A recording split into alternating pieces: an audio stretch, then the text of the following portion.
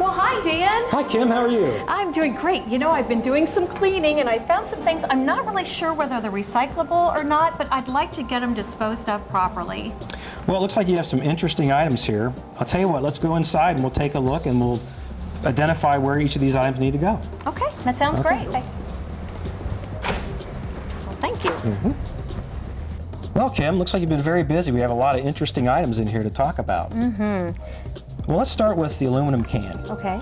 This aluminum can, most people know, is recyclable. But did you know for every aluminum can that you recycle, you save enough energy to power your television for 3 hours? Oh my gosh. And I think people don't realize that a lot of the recyclables, energy is a big component of the benefit of recycling. For instance, all the aluminum cans that were thrown away last year, if we would have recycled those, would have saved enough energy to power the entire city of Atlanta for 1 year. So that's why it's so important to recycle aluminum. Unbelievable. Okay, so that's one that made it. Okay. And then box board is an interesting one too as well. A lot of people look at this, like cereal boxes and this Pop-Tart box, and they don't realize that this is also recyclable. Because see, I would have thrown that in the trash. Right. This is actually box board and can be recycled. And all you have to do to get the things in your bin is simply take it apart like this, and all the box board items can be simply stored right in the bin and can be recycled. That's wonderful. So now, what about glossy magazines? Because wasn't there a time that you couldn't put them in with your recyclables? Yeah, one time, a number of years ago, typically the items that were recycled were newspapers and just simply actual paper, letter paper. But now all glossy items, mixed glossy items like magazines and those types of items can all be recycled as well. And also a lot of your junk mail can be recycled as well. A lot of people get junk mail and they look at it and it's got little windows and so on there. A lot of that's also glossy, but all those items are recyclable as well. All you have to do is after you open them, if you don't no longer need them, instead of throwing them in the trash, put them right in there with the recycling bin. That's tremendous. Can be recycled. Yeah. Okay. And then this is a traditional item that a lot of people know about. This is just simply cardboard. And cardboard is a very good recycled item. It's worth a lot of money. Typically, cardboard can go anywhere from $60 to $100 a ton in value.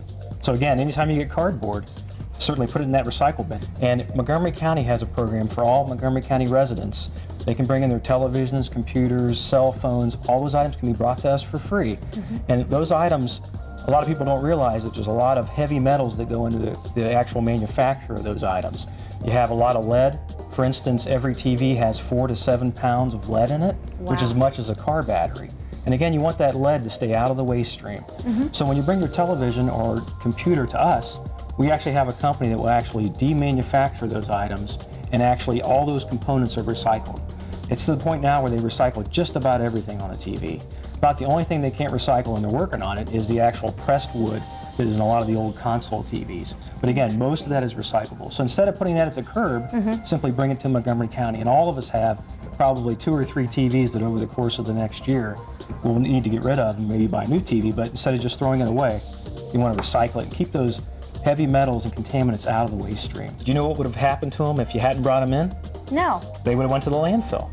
And what happens at the landfill? Well, at the landfill, the truck that picks up your trash actually has to transport all these items to the landfill. And you realize the amount of fuel that's used to get these items, the recyclables that should have been recycled, to the landfill?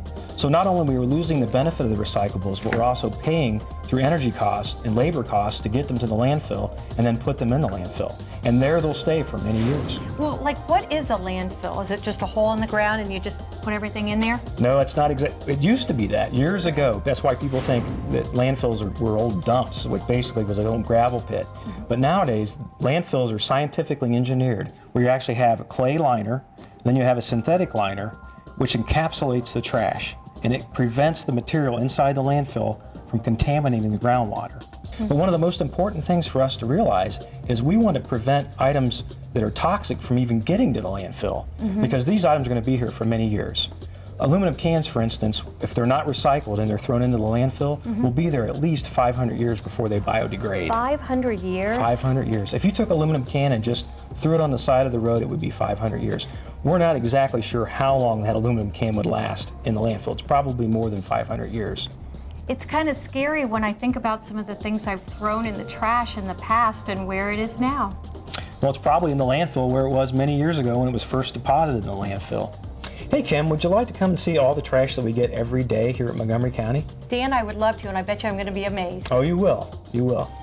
Kim, did you know the truck that goes by your house every day and all the other streets in Montgomery County, we get about 250 loads of trash every day here at the South Transfer Station. That truck picks up around 400 stops every day, and they'll make a couple trips to our transfer station, and each time there's about 8 to 10 tons on the truck.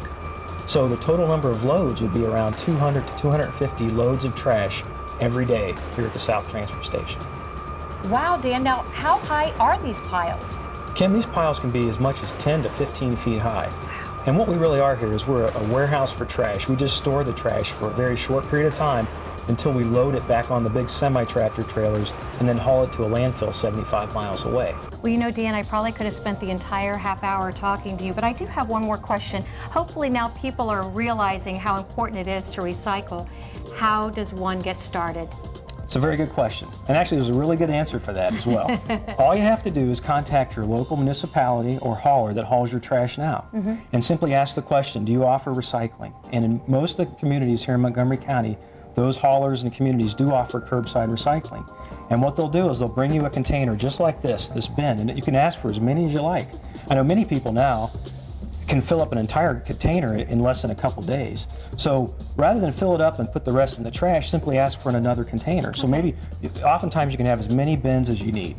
And so and typically these programs are free as well. Now there is one other option. If you don't have the curbside recycling available to you, Montgomery County does have 2 drop-offs, one at our North Transfer Station, one at our South Transfer Station, where you can bring all these items from Monday through Friday and on Saturday as well, and just drop them off for free.